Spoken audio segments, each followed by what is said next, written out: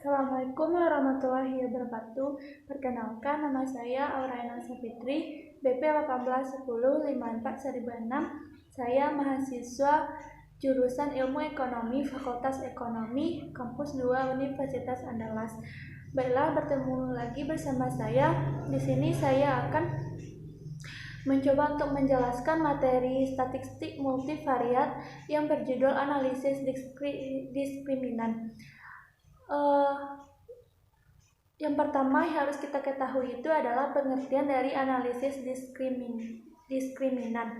Analisis diskriminan adalah teknik multivariat yang termasuk pada dependent method dengan ciri adanya variabel dependen dan independen. Ciri khusus analisis diskriminan adalah variabel dependennya harus berupa data kategori, sedangkan data untuk variabel independen berupa rasio.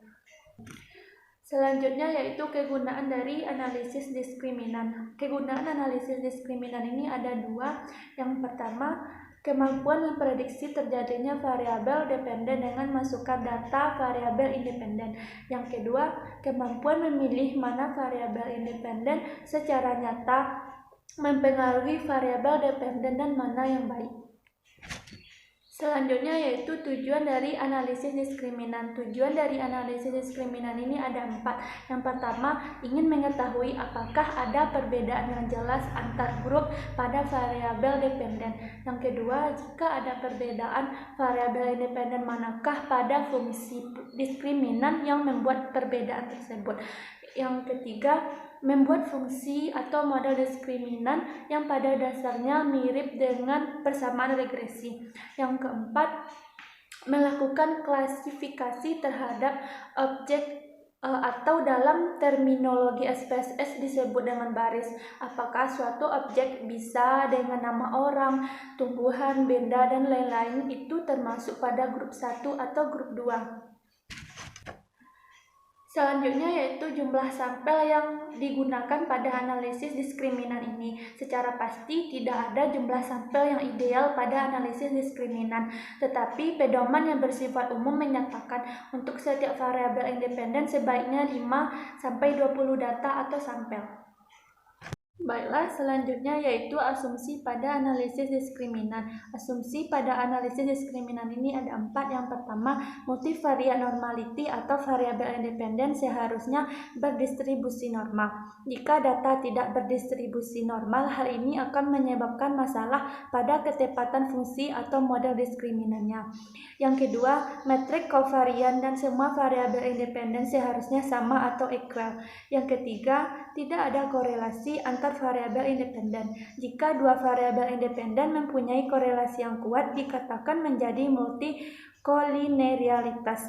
Yang keempat, tidak adanya data yang sangat ekstrim atau outlier pada variabel independen. Jika ada data outlier yang tetap diproses, hal ini bisa berakibat berkurangnya ketepatan klasifikasi dan fungsi diskriminan.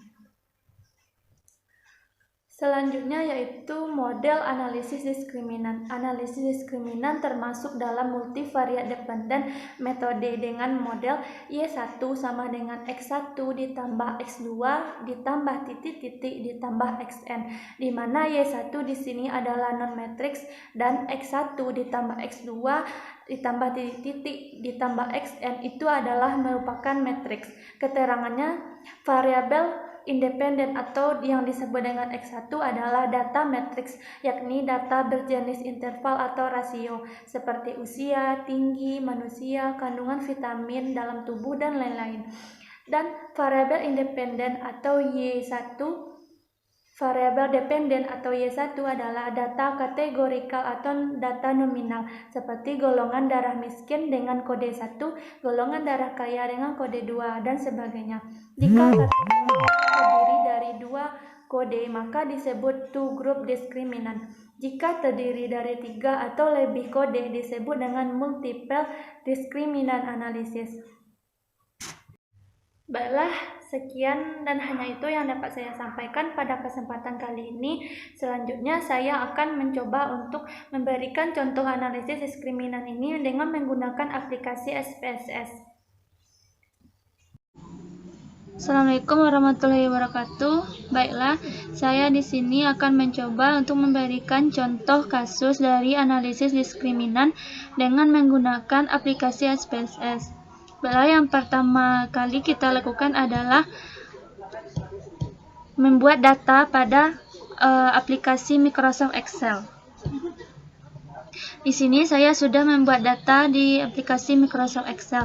Selanjutnya saya akan mengcopy paste data ini kepada aplikasi SPSS.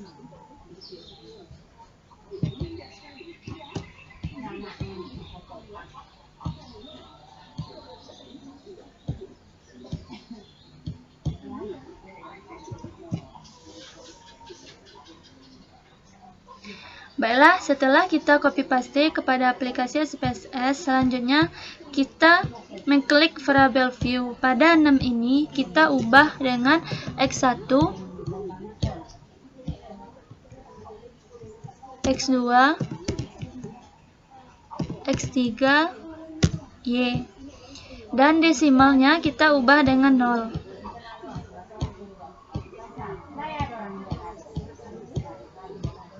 Pada label X1 ini kita beri label dengan usia, X2 dengan label pendapatan,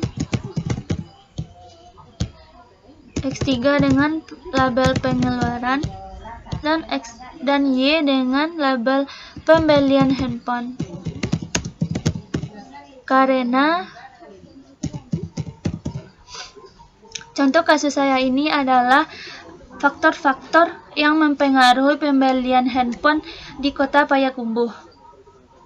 Selanjutnya, kita klik Analyze, klik Classify, dan klik Diskriminan. Pada grup variabel, kita pindahkan Y. Pada Define Rank, kita ubah dengan 0.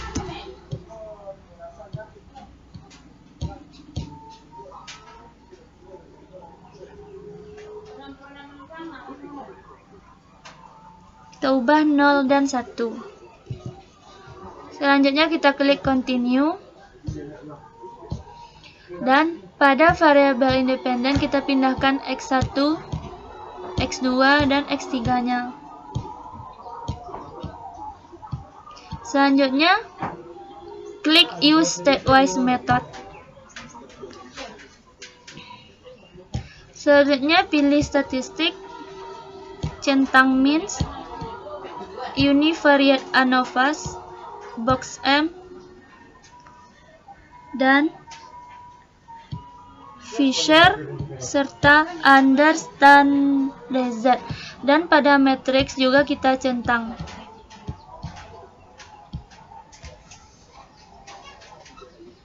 Selanjutnya, continue. Pada metode, kita klik Will Lambda.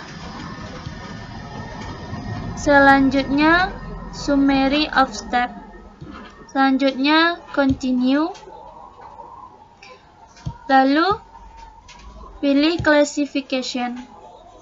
Kita klik all group equal, within group, dan case-wise result, summary table, dan leave one out classification. Lalu continue.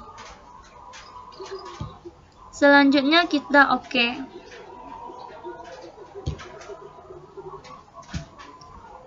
Maka keluarlah hasil outputnya pada di sini.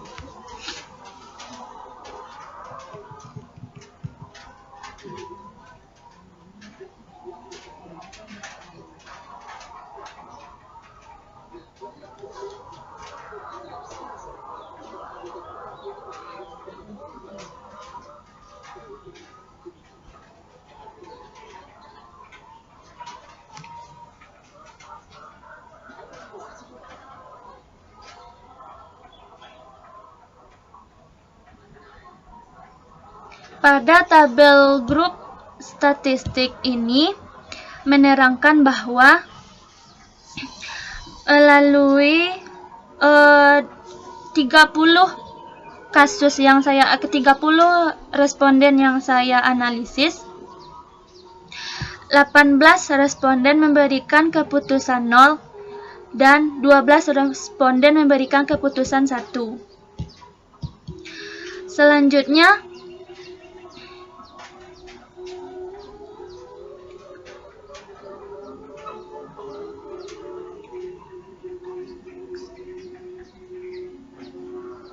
pada variabel X1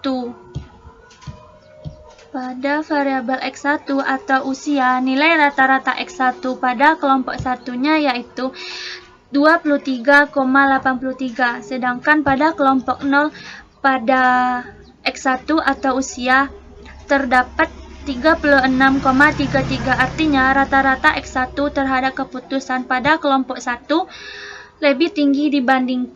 lebih rendah dibandingkan dengan kelompok kedua atau 0. Selanjutnya pada tabel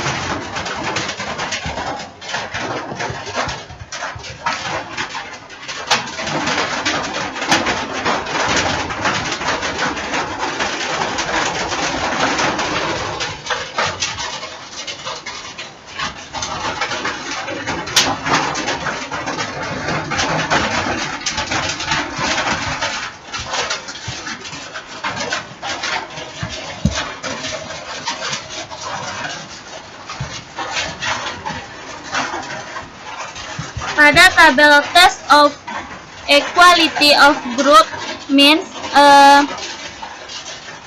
uji ini menggunakan Wilks lambda, di mana semua variabel di atas bersignifikan 0,00. Jadi artinya ini tidak ada perbedaan dalam pembelian handphone, karena signifikannya kecil dari 0,05 yaitu 0,00, maka pada kasus ini ada perbedaan pembelian handphone.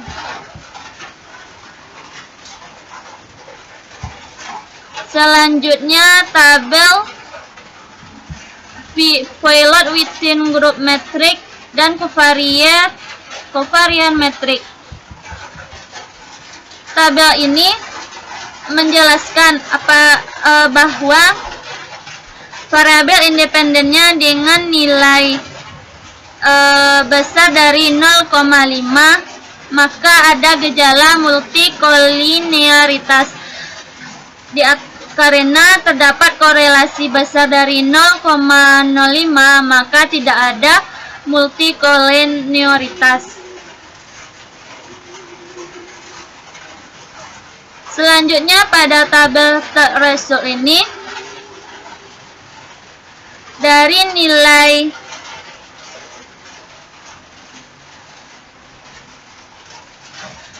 nilai signifikannya 0,035 yaitu besar dari 0,05, maka kasus ini terima H0. Dengan demikian, varian kelompok data adalah identik atau homogen.